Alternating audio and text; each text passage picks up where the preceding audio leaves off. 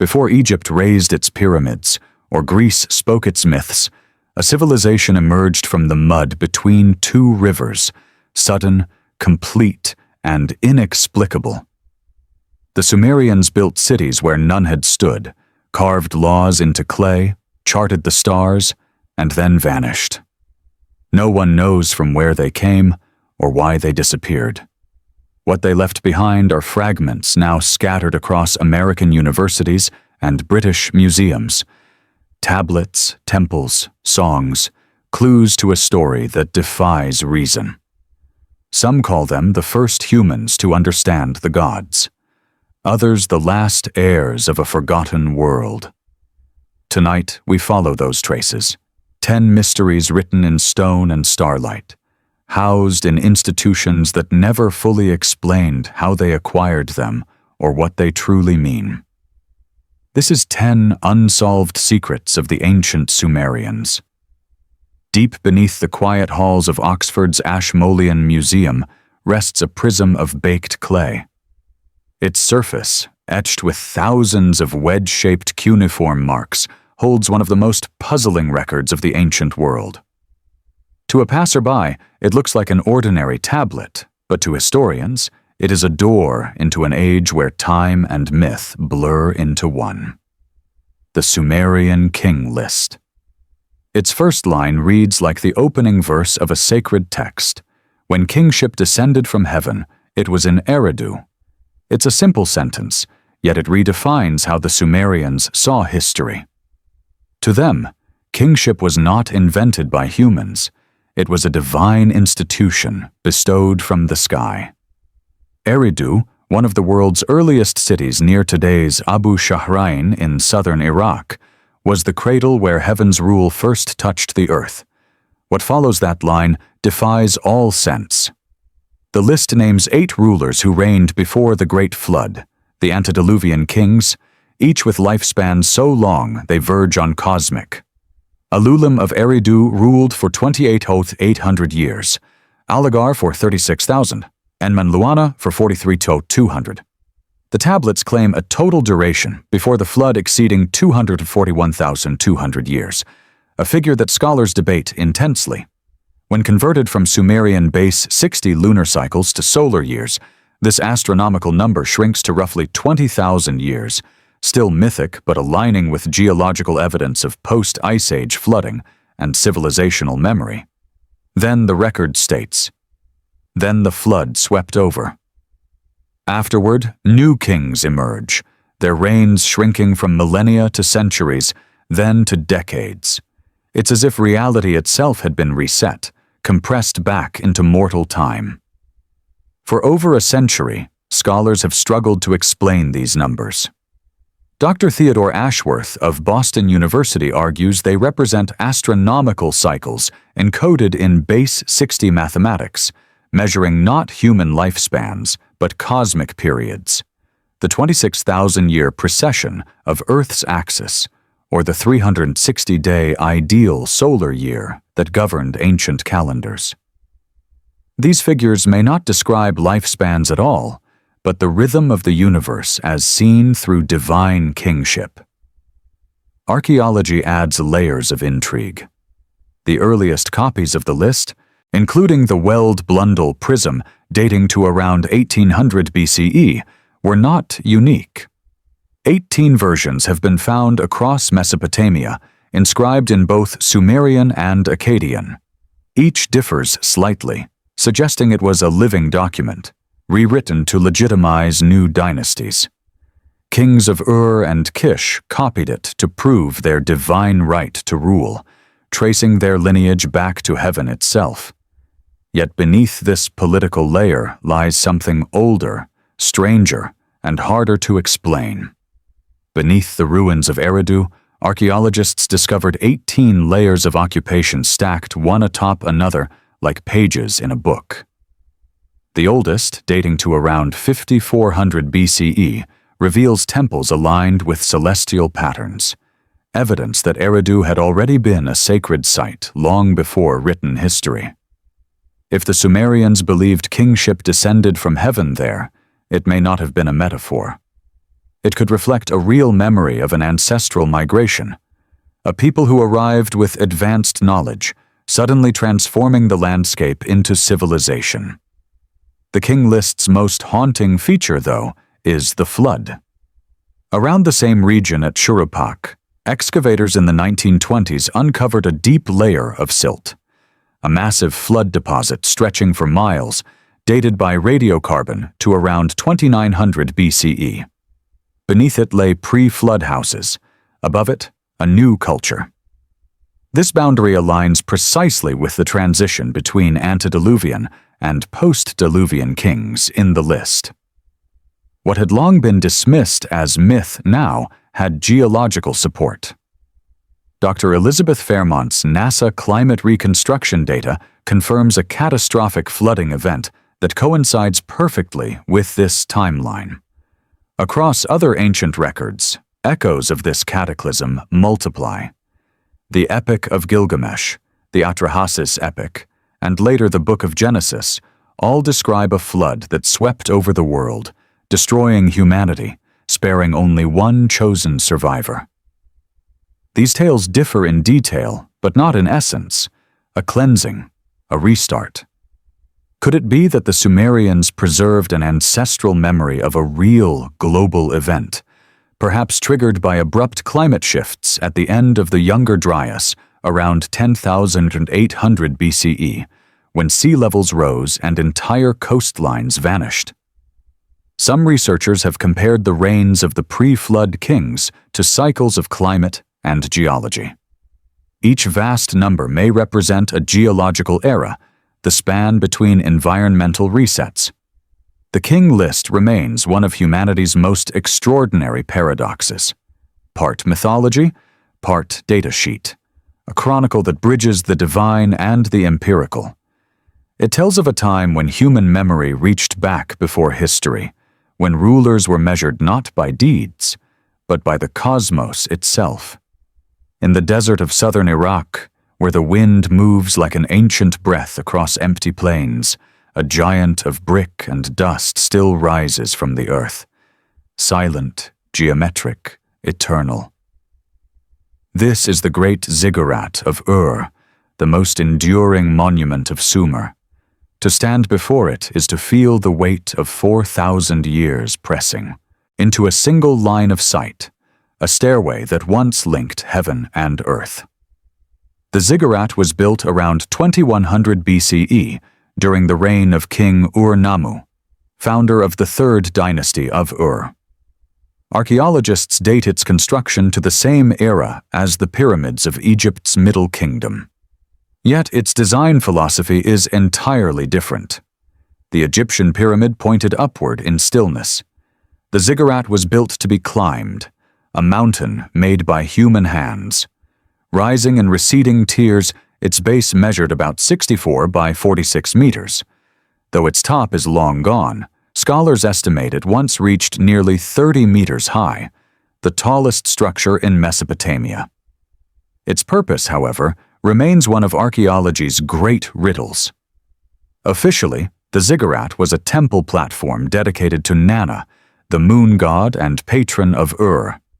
Ancient hymns describe it as a mountain of radiance, a stairway for the gods.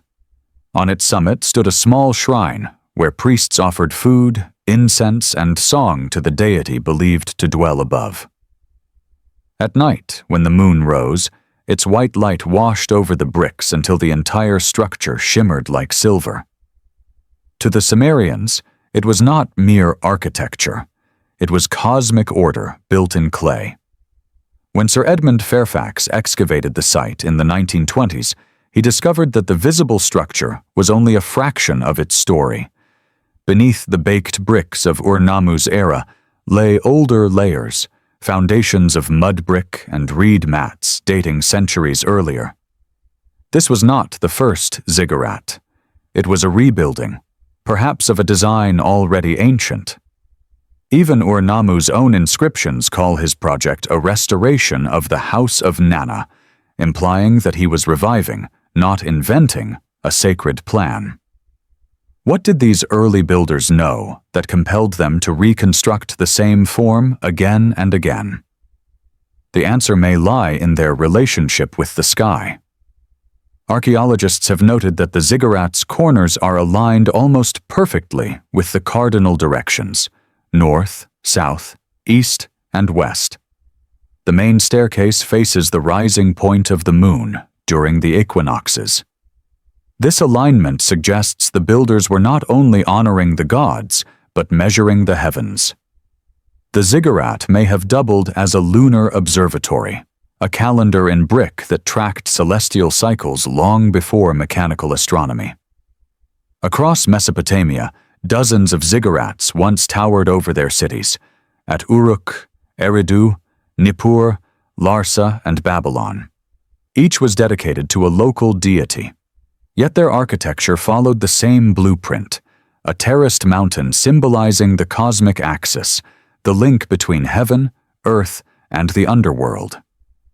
In Akkadian, the word zikuratu means to rise up, echoing both a physical ascent and a spiritual one. In Sumerian belief, the universe was a three-tiered structure: the heavens of Anu above, the earth of Enlil in the middle, and the abyss of Enki below. The ziggurat embodied that hierarchy in stone. To climb it was to retrace the path of creation itself. Priests ascended the stairways bearing offerings, bread, oil, wine, while musicians played lyres and drums at each level. The ceremony represented not worship from below, but communion between realms. On the summit, a chosen priestess served as the earthly bride of the god, performing rites that renewed the fertility of the land. Modern engineers are astonished by the ziggurat's endurance. Built of sun-dried bricks at its core and kiln-fired bricks on the exterior, the structure was bound with natural bitumen, a kind of ancient asphalt that waterproofed and stabilized it. The precision of its construction rivals modern methods. Professor James Riverside of Columbia University notes that American engineering schools still study ziggurat construction techniques. The weight distribution, drainage systems, and earthquake resistance exceeded anything built in the Western world until the Renaissance. Even after thousands of years of erosion, its core remains remarkably intact, an early triumph of civil engineering. Satellite imaging and photogrammetry have revealed further secrets.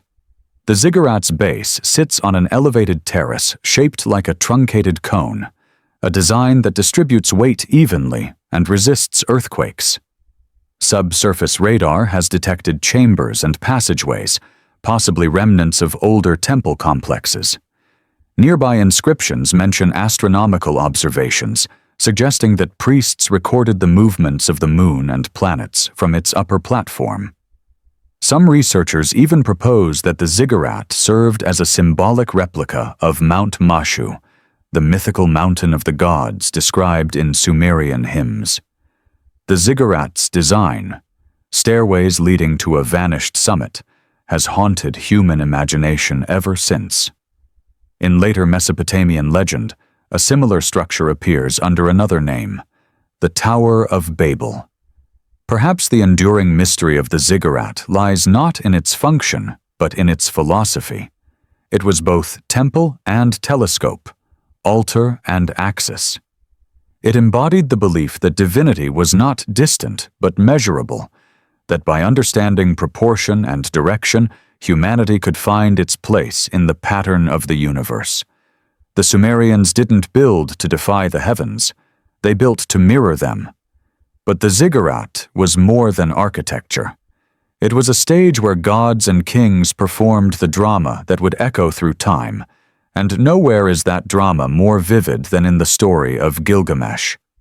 The tale begins in Uruk, one of the oldest cities on Earth. Its walls stretch 6 miles in circumference, rising from the plain like the bones of a forgotten giant. The bricks still bear the faint, wedge-shaped marks of the world's first written language, cuneiform. And it is here, around 2100 BCE, that a legend was carved into clay. The Epic of Gilgamesh, the oldest surviving story of humankind. The hero of that story, Gilgamesh, was not just a myth. Archaeologists have found his name inscribed on temple foundations and cylinder seals, identifying him as a historical king of Uruk around 2700 BCE. Yet the tale told of him is something greater than history. The journey of a man 2/3 divine and 1/3 mortal, searching for the one thing that gods had denied all men: immortality. In the Sumerian worldview, the gods known as the Anunnaki ruled from the heavens but walked among humans. Their name means those of royal seed, or those who came from the sky.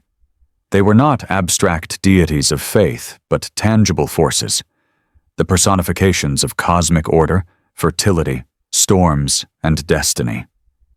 Their leader was Anu, the father of heaven, with his divine children Enlil, lord of the air, and Enki, god of wisdom and the deep waters. Dr. Charles Whitfield of the British Museum has spent decades studying tablets that describe these beings. The University of Pennsylvania houses over 30,000 cuneiform tablets in its archives, the largest collection outside Iraq, and many detail Anunnaki interactions with humanity in startlingly specific terms. Yet questions persist about which tablets remain untranslated, locked away in basement archives that few scholars are permitted to access. Through Gilgamesh's story, we see the Sumerian vision of humanity's relationship with the divine, not blind worship, but negotiation, not obedience, but dialogue. In the Epic of Gilgamesh, these gods are not distant spectators. They intervene, advise, punish, and test. When Gilgamesh defies the laws of the cosmos by seeking eternal life, it is the Anunnaki who stand in judgment. The tablets that record his tale were discovered in the mid-19th century among the ruins of Nineveh in the library of the Assyrian king Ashurbanipal. Written in Akkadian, they preserve an older Sumerian oral tradition that likely dates back to 2000 BCE or earlier. The 11th tablet describes a great flood eerily similar to the biblical account of Noah, but predating it by 1,000 years. In it, a man named Utnapishtim, the Sumerian Noah, survives a divine deluge sent by the Anunnaki to cleanse the earth. The gods grant him eternal life, making him the last immortal. The secret Gilgamesh will cross the world to uncover. To reach Utnapishtim, Gilgamesh must pass through realms guarded by beings of impossible form. Scorpion men whose radiance is terrifying, whose look brings death. These creatures, half man and half beast, guard the twin mountains where the sun rises and sets. Beyond them lies the sea of death, and on its far shore, the survivor of the flood. Scholars interpret this landscape as myth, but others see encoded astronomy. The scorpion men representing Scorpius on the horizon, the mountains symbolizing the equinoxes, the voyage through darkness marking the sun's nightly descent below the earth. The Anunnaki, however, remain the enigma at the heart of this world. In thousands of cuneiform tablets, they appear as judges, watchers, and creators. Some are linked to stars and planets, Nana to the moon, Utu to the sun, Inanna to Venus. To the Sumerians, these were not metaphors but literal truths. Each god embodied the intelligence of its celestial body, its predictable yet divine movement across the sky. Modern researchers have long been fascinated by the Anunnaki. Scholars interpret them as mythological personifications of natural forces, a complex polytheism built on observation of the stars. But in the 20th century, alternative theories emerged, most famously by authors like Zecharia Sitchin, who proposed that the Anunnaki were not deities at all, but ancient visitors from the stars, beings from a hypothetical planet Nibiru who engineered humanity through genetic manipulation, archaeologists reject these interpretations. There is no evidence of extraterrestrial contact in Sumerian archaeology. The texts, when read correctly, do not describe spacecraft or technology, but rituals and cosmic metaphors. The Anunnaki were gods because they represented order over chaos, not because they flew from the sky in machines. Yet questions persist. How did Bronze Age farmers achieve astronomical precision that seems to require telescopes? Where did their advanced mathematics originate? If they preserved survival knowledge through one global catastrophe, what did they understand about weathering the next one? Perhaps that's why alternative theories linger in popular imagination.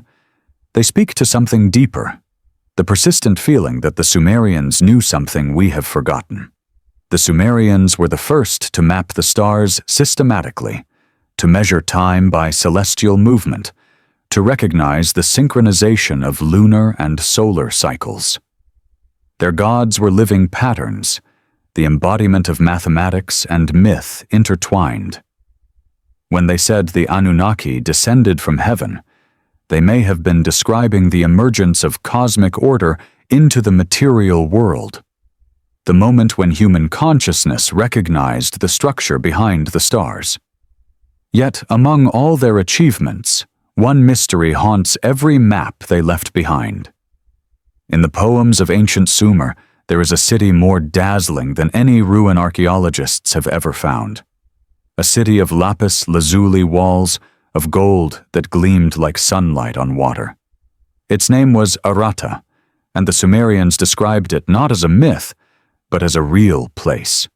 Far away, high in the mountains, beyond the 7 ranges. They said its craftspeople shaped metals finer than any in Uruk. Its temples glowed with gems from the heart of the earth, and its rulers spoke directly with the goddess Inanna. Yet for more than a century, excavations across Mesopotamia have failed to find it.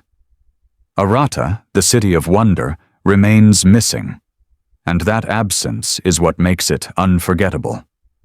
Our only map to Aratta comes from Sumerian literature, a cycle of myths known as Enmerkar and the Lord of Aratta, Lugalbanda and the Anzu bird, and Lugalbanda in the mountain cave. These tales, written on clay tablets over 4,000 years old, tell of rivalry between 2 cities, Uruk, the rising power of the plains, and Aratta, its mysterious counterpart beyond the horizon. The king of Uruk, Enmerkar, desires to bring Aratta's riches to his city, its gold, its lapis lazuli, its artistry, for the glory of Inanna. But Aratta refuses, claiming it is the holier city, chosen first by the goddess. What follows is not a war of swords, but of language. Enmerkar sends messengers to Aratta with demands written on clay tablets, some of the earliest references to writing in human history. The Lord of Aratta answers with challenges, riddles, and spells. The stories unfold as contests of wit and divine favor. Who can build the greater temple? Who can speak the truer prayer? Who can prove Inanna's love? Beneath their mythic tone lies something astonishingly human, the echo of diplomacy, trade, and competition between 2 distant civilizations. For centuries, scholars thought Aratta was pure invention, a mythic mirror through which Sumerians explored their own ambitions. But the discovery of several archaeological sites has begun to change that view. Dr. Helena Grayson, an independent archaeologist specializing in Iranian plateau cultures, has spent years investigating possible locations for Aratta. In southeastern Iran, along the Halil River, excavations at Jiroft uncovered an advanced Bronze Age culture dating to nearly the same time as early Sumer.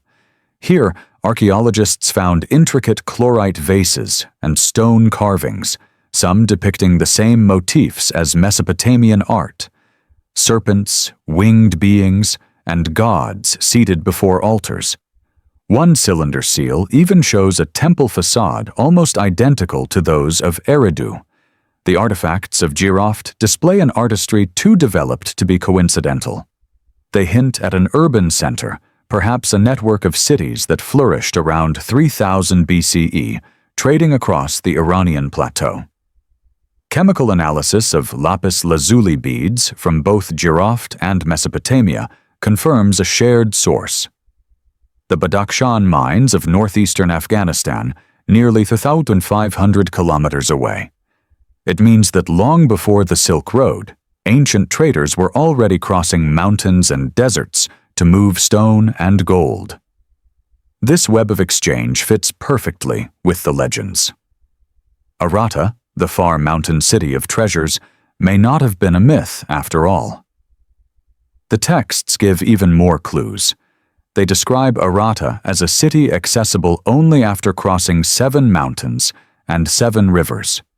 A poetic geography that matches the Zagros Mountains stretching east of Sumer.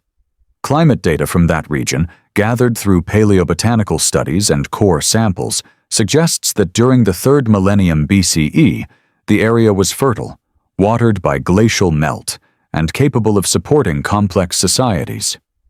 The line between myth and archaeology begins to blur. Arata's legend also hides something deeper, a memory of competition between 2 worlds. The flat floodplains of Mesopotamia and the highlands beyond.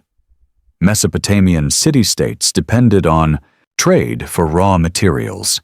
They lacked metals, stone, and timber. The mountain cultures, in turn, coveted the food surpluses and luxury goods of the plains. In the myths, Inanna's shifting favor between Uruk and Arata may symbolize this very relationship, the constant tug between 2 halves of a single economy. And yet, Arata refuses to fit neatly into history. Some historians see it not as a literal city, but as a civilizational archetype, a remembrance of an even earlier culture erased by the flood.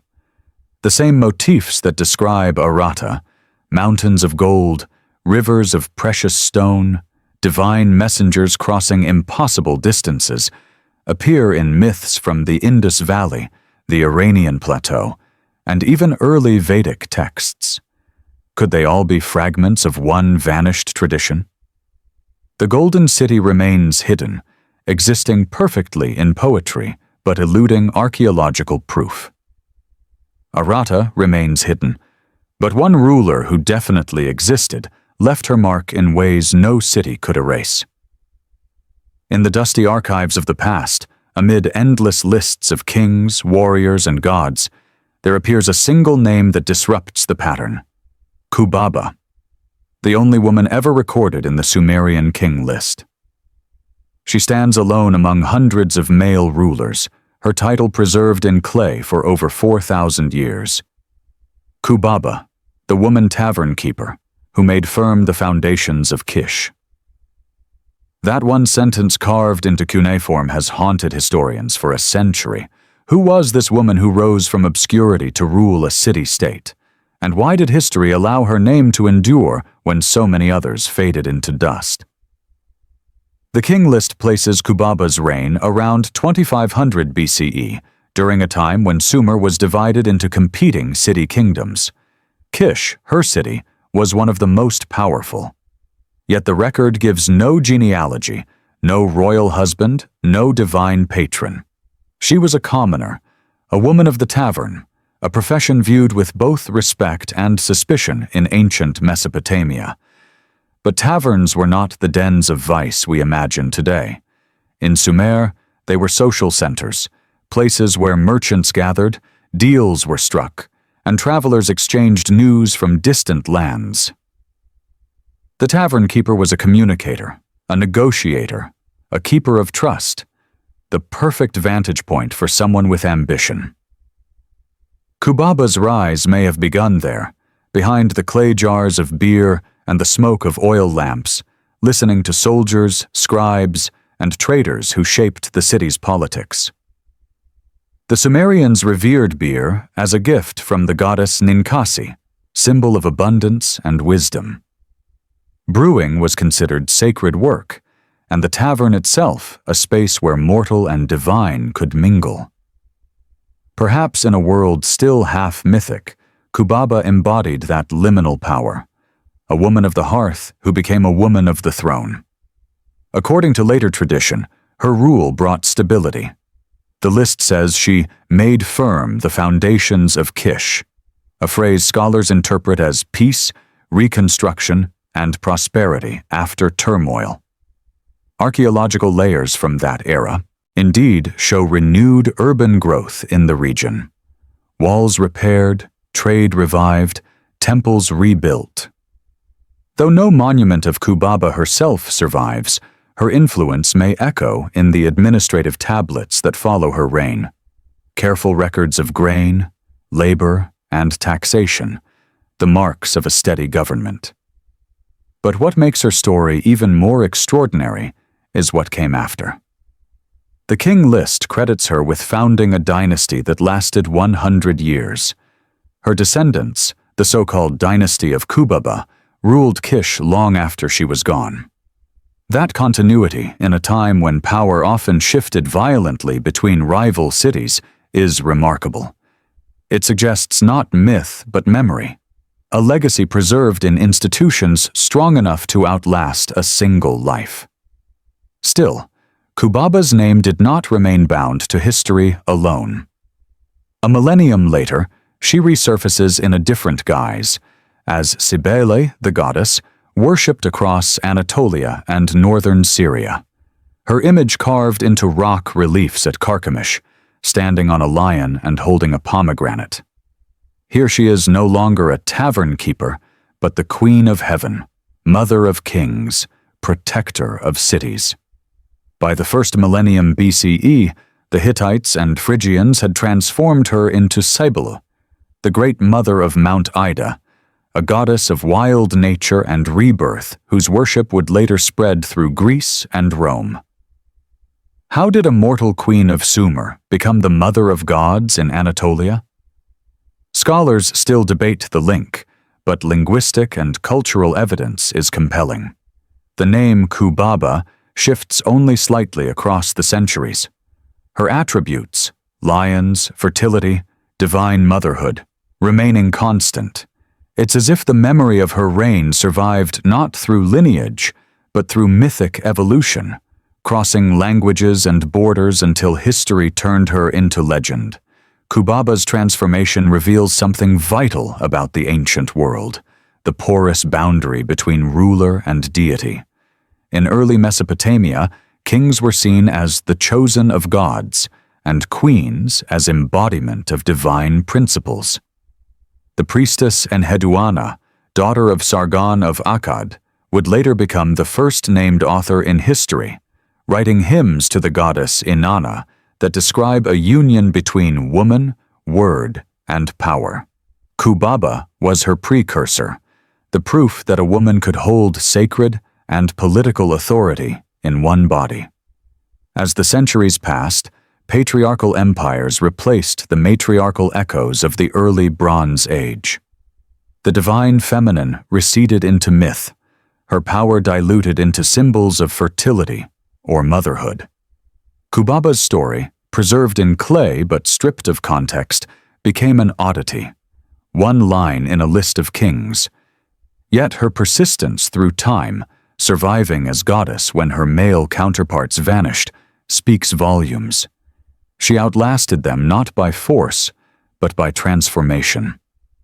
In a world where power was measured by armies and monuments, she achieved something rarer, immortality through memory. And so in the endless list of kings, the lone woman endures. Tavern keeper, who became the mother of civilizations, the mortal whose memory refused to die. In a world where power was measured by armies and monuments, Kubaba achieved something rarer, immortality through memory. But perhaps the most enduring legacy of the Sumerians lies not in any single ruler, but in the invisible architecture of thought itself. Long before Greece had its geometry or Egypt its sacred cubits, the Sumerians were already counting the heavens. Their mathematics was so advanced, so precise, that modern engineers still use its patterns today. Every clock, every compass, every angle in a circle is a whisper from their world. But what makes their system truly mysterious is not just its sophistication. It's that no one can explain why they chose it or where it came from. The Sumerians did not count by tens like we do. Their entire mathematical universe revolved around the number 60. 60 seconds in a minute, 60 minutes in an hour, 360 degrees in a circle. We still live inside their system 5,000 years later. Your smartphone's GPS relies on their 60-based coordinates. Every time you check the clock, you're reading Sumerian time. Other cultures chose 12s or 20s for their mathematical foundations, but Sumer chose a number that encodes harmony, a number divisible by more factors than any other between 1 and 100. To them, 60 was perfect. To us, it feels chosen. Clay tablets from Uruk, Sippar, and Nippur, dating to nearly 2000 BCE, reveal the staggering breadth of their calculations. They knew how to divide, multiply, and calculate square and cube roots. One tablet, known as Plimpton 322, discovered in the ruins of Larsa and now housed at Columbia University, contains what mathematicians now call Pythagorean triples, sets of numbers that satisfy the theorem of right triangles. It was written 1,500 years before Pythagoras was born. The precision of its ratios suggests it was not an abstract exercise, but a practical tool, perhaps for surveying, architecture, or even astronomical observation. This system, known as sexagesimal, used cuneiform wedges to represent numbers from 1 to 59, repeating cyclically, much like the hands of a clock. The Sumerians didn't need a zero, yet they understood the concept of positional value, the very foundation of modern arithmetic. When they carved those marks into clay, they were doing something no one else had done before. They were turning time, space, and divinity into numbers. In Sumerian mythology, all knowledge, from agriculture to astronomy, originated from the god Enki, lord of water and wisdom, who kept the me, the divine decrees of civilization. Among these decrees was the gift of measure, the art of balance and order. To measure the world was to speak the language of the gods. Every brick in a temple, every channel of an irrigation canal was laid according to a geometry that reflected cosmic harmony. At Eridu, one of the oldest cities on Earth, archaeologists uncovered a series of temples built on the same site over thousands of years. Each reconstruction preserved the same proportions and orientation, always aligned to the cardinal directions. This continuity wasn't coincidence. The Sumerians believed architecture had to mirror the structure of the cosmos. The base of the temple symbolized the earth, its roof the heavens. Between them ran the vertical axis, the line of communication with the divine. In modern mathematical terms, their cities were fractals of the sky. Even their ziggurats, those stepped mountains of brick, follow precise ratios.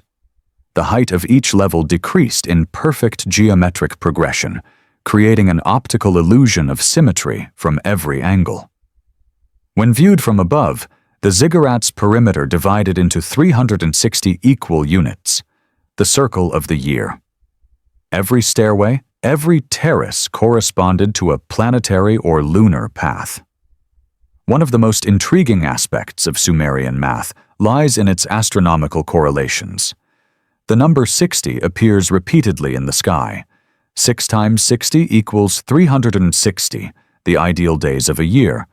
12 times 30 equals 360, the division of the ecliptic into constellations. The Sumerians mapped the heavens into 12 houses, each representing a portion of the sun's path, the earliest form of the zodiac.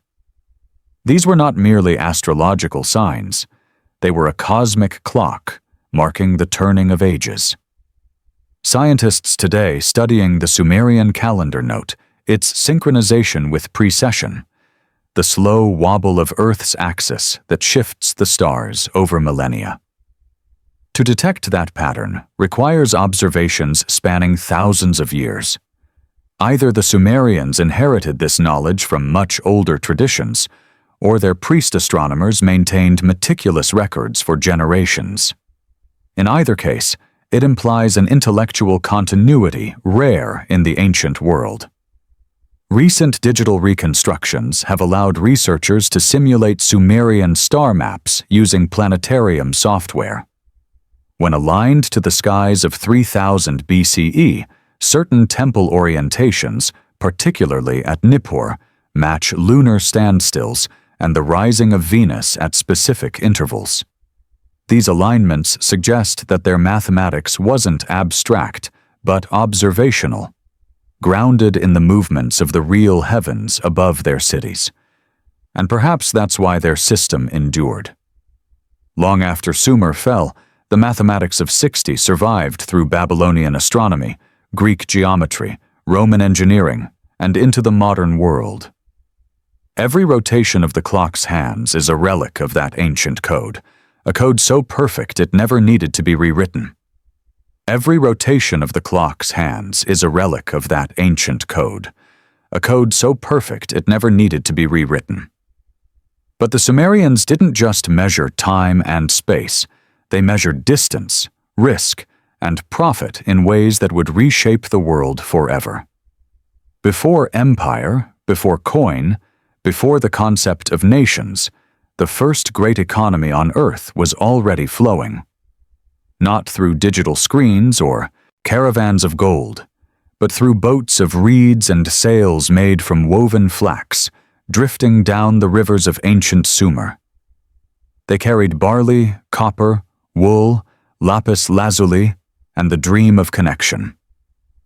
The men and women aboard them were not conquerors. They were the world's first merchants, the silent architects of globalization 5,000 years before the word existed. At the dawn of the 3rd millennium BCE, Sumer was a network of city-states, Uruk, Lagash, Eridu, Kish, scattered like islands across the floodplain between the Tigris and Euphrates. The land was fertile, but it lacked the raw materials of progress: no stone for carving, no metal for tools, no timber for temples. What the Sumerians possessed instead was imagination and rivers that led to the sea.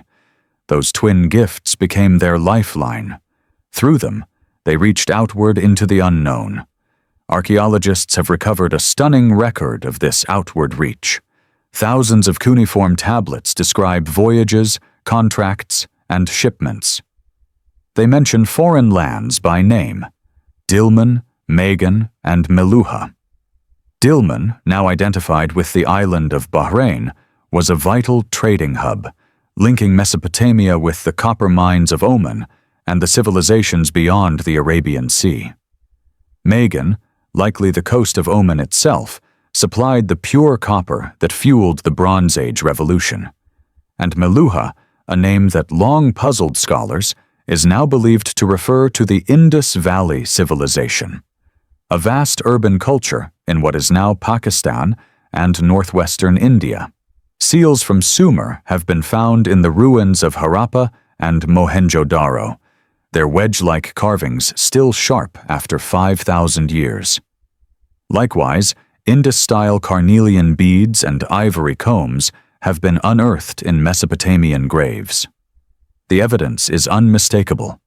Trade connected the two cradles of civilization, separated by more than 1,000 miles of desert and sea.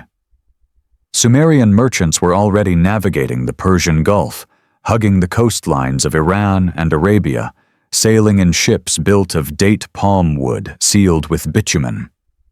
In one ancient tablet, a merchant describes a voyage from Ur to Dilmun. He lists his cargo, textiles, silver, and grain, and the return goods, copper, gold, and rare stones. The text ends with an offering to Enki, god of water and wisdom, asking for calm seas. It is both prayer and business record, a reminder that in Sumer, trade was sacred. The god Enki was said to have built the first canals linking the fresh water of his domain to the salty sea. To cross that boundary was to step into his realm, a world where knowledge flowed as freely as the tides. Archaeological imaging confirms these routes. Satellite scans reveal the remains of ancient harbors on the Gulf Coast, at Ras al-Jins in Oman, Failaka in Kuwait, and Bahrain's Qalat al-Bahrain fortress. There, divers have found stone anchors, copper tools, and shards of Mesopotamian pottery mixed with local wares. These finds form a maritime map stretching from the Ijwi mouth of the Euphrates to the shores of the Indus. It is the first global supply chain, built not by kings or armies, but by merchants who believed the sea was a highway, not a barrier. As commerce flourished, Sumer developed the infrastructure to manage it. The world's first accountants emerged, scribes hunched over clay tablets, recording every transaction with styluses cut from reeds. They invented receipts, ledgers, and contracts, pressing the wet clay with their seals to certify authenticity. Some tablets still bear fingerprints, those of the merchants who signed their names in clay instead of ink. Others include lists of crew members, inventories of cargo, and notations of interest rates. These were not primitive traders, but disciplined financiers. The earliest example of credit, a deferred payment on a shipment, dates to this era. Civilization's financial heartbeat began here. Scientific analysis has illuminated just how vast this system was. Using isotopic fingerprinting, researchers have traced tin and copper artifacts found in Mesopotamia to ore sources as far as Afghanistan and Central Asia. Chemical residue tests on ancient jars show traces of imported oils and resins, frankincense, myrrh, and cedar, substances that linked Mesopotamia to Arabia and the Levant. One tablet even records the arrival of a ship carrying black stone from Meluha, likely obsidian, a volcanic glass prized for its sharpness and mystery. It is telling that the oldest known world map, discovered in Babylon, is based on a Sumerian model, a circular world surrounded by the cosmic sea, with cities and mountains arranged in geometric order. The merchant's journey had become the template for the cosmos. Yet trade is never without danger. Storms, piracy, and political upheaval haunted every route. Some expeditions never returned.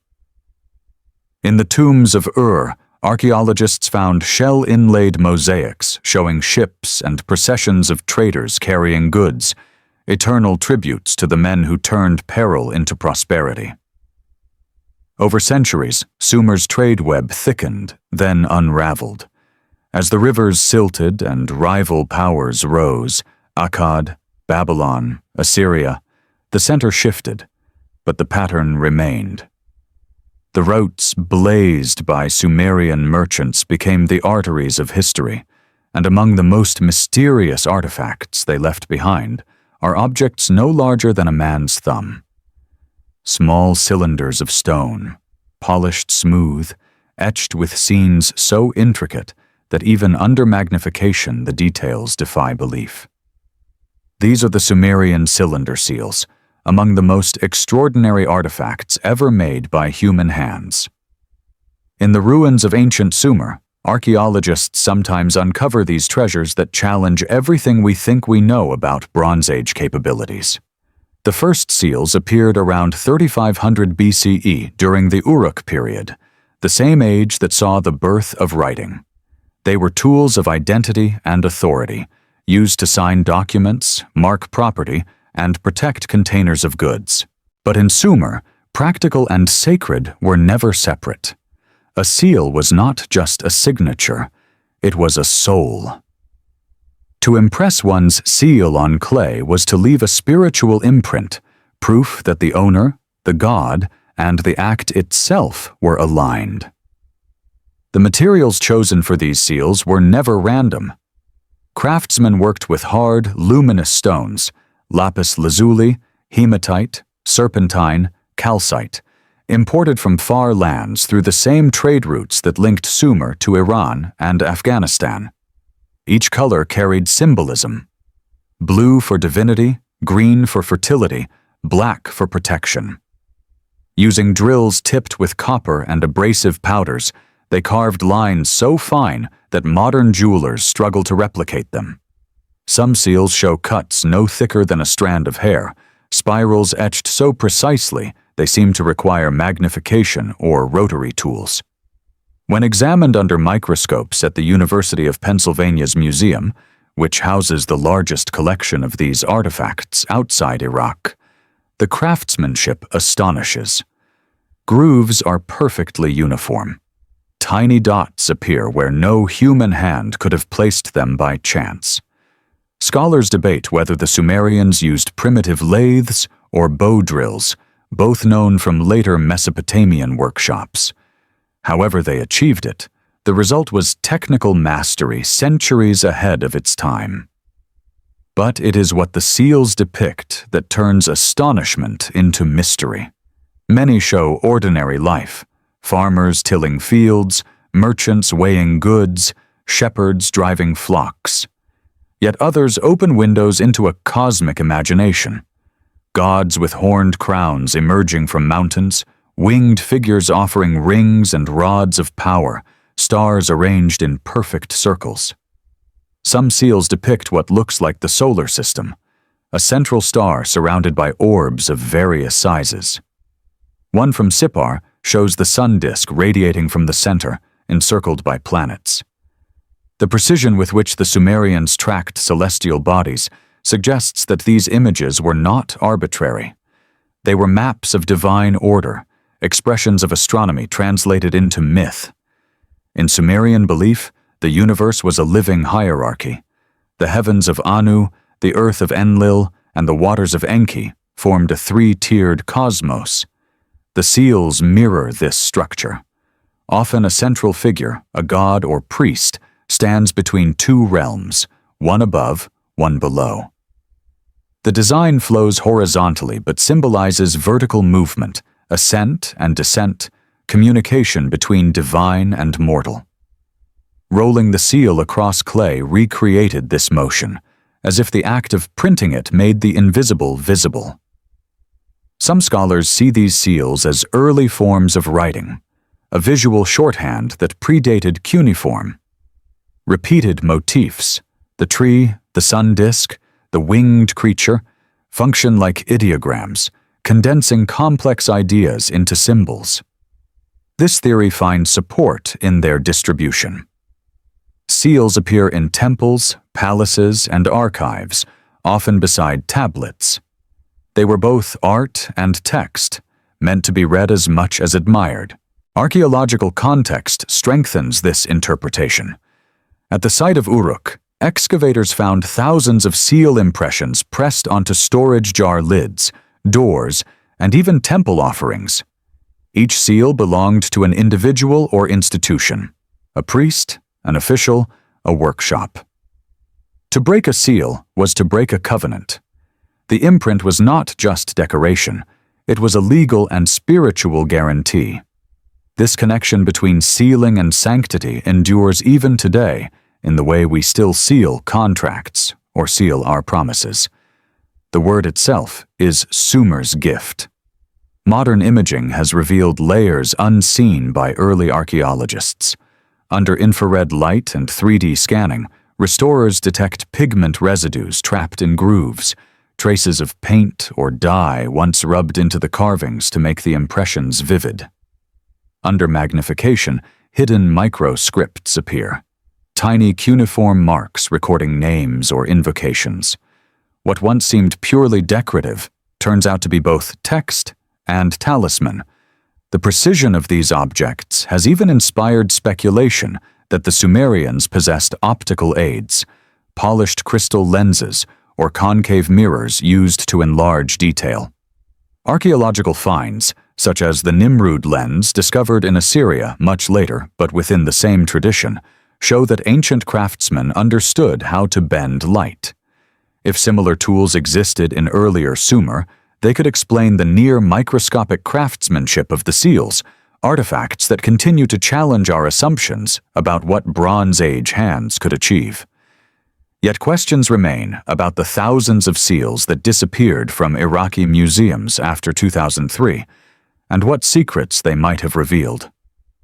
In the temples of ancient Sumer, where the air shimmered with the scent of incense and grain, the people sang to a goddess who was neither a warrior nor a queen, but a brewer.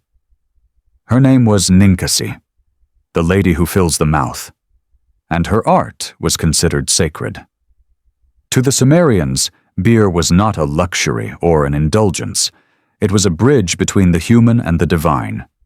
Every jar of frothing liquid, every sip drawn through a straw of reed, was part of a ritual as old as civilization itself.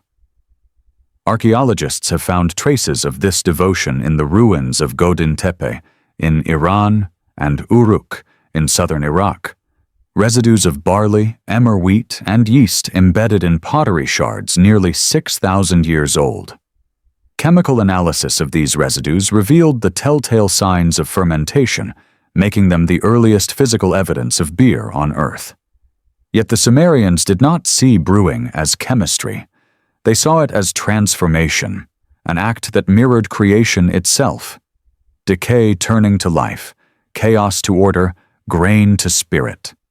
In the famous Hymn to Ninkasi, carved into clay around 1800 BCE, the process is described step by step, grinding the malt, mixing it with honey and water, fermenting it in great jars sealed with clay. These lines are both prayer and recipe, the earliest brewing manual in history. Beer was woven into every part of Sumerian life. It was a staple of the diet, a daily wage for laborers, a ritual offering to the gods. In temple records from Lagash and Ur, scribes carefully listed the rations of beer distributed to workers, sometimes as much as 2 liters per person per day.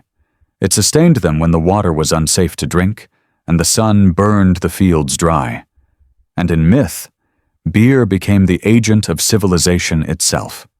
In the Epic of Gilgamesh, the wild man Enkidu becomes human only after tasting beer. He drank the beer, 7 jugs, and his heart grew light. His face shone, and he sang with joy. He became wise and expansive. It is a transformation more profound than any weapon or crown, from animal to man, through the alchemy of fermentation. Recent experiments by archaeologists at the University of Chicago have recreated Sumerian beer using Ninkasi's hymn as a guide. The result is a cloudy, mildly sour beverage, thick with grain, tasting somewhere between ale and bread soup. What surprised researchers was its nutritional value, rich in proteins, minerals, and B vitamins. Beer in ancient Sumer wasn't merely intoxicating, it was nourishing, almost sacred sustenance.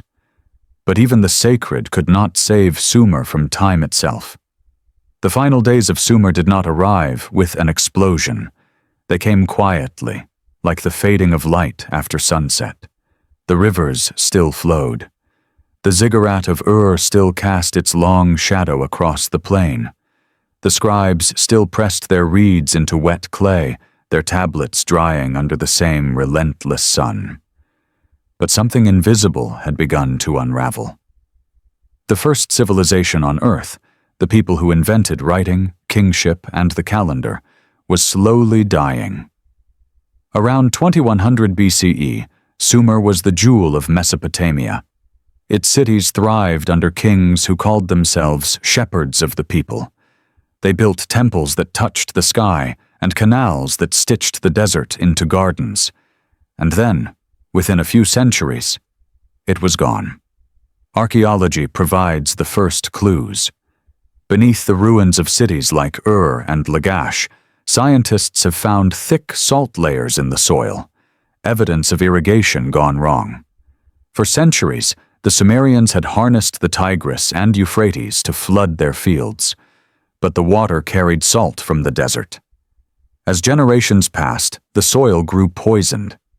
Dr. Elizabeth Fairmont's NASA climate data tells a darker story.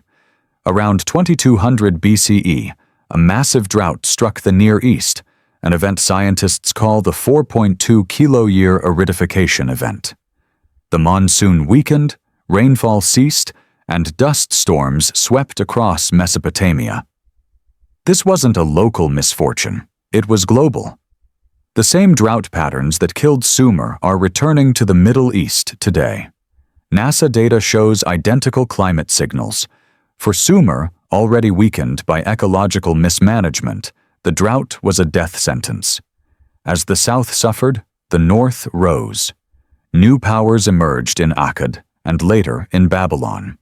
Nomadic groups from the Tau Mountains, the Gutians, raided the weakened cities. Tablets from that era read like laments. The storm that annihilates cities roared against the land. The gods have abandoned us. Yet the end of Sumer is not a story of destruction, but of transformation. Their language, though no longer spoken, became the sacred tongue of priests and scholars for nearly 2,000 years. The cuneiform script born in Sumer evolved into Akkadian, Elamite, and Hittite writing systems. Their base 60 mathematics still measures our time and angles. Their myths of a great flood, of gods descending from the heavens, of a hero seeking immortality, became the backbone of later religions. What vanished was not knowledge, but name. The answer may lie not in their ending, but in their beginning. A civilization that emerged suddenly, complete and inexplicable, only to vanish as mysteriously as it had appeared, leaving behind fragments that continue to challenge everything we thought we knew about the dawn of human achievement.